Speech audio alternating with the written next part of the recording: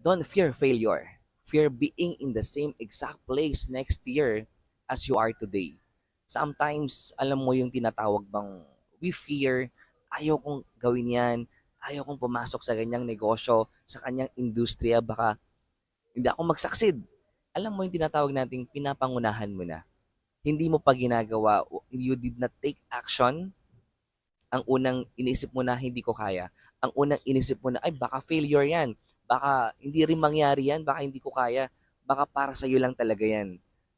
Sometimes that's our thinking. But change your mindset. Because kung ano man meron ka ngayon, sino ka man ngayon, what you're doing today, that will be who you are tomorrow. Kaya sabi ko nga, don't fear failure.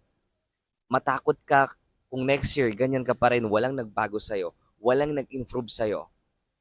Kaya, you think about it, there's no harm in trying. Pero baka mas malaking mawala sa'yo pag hindi mo susubukan.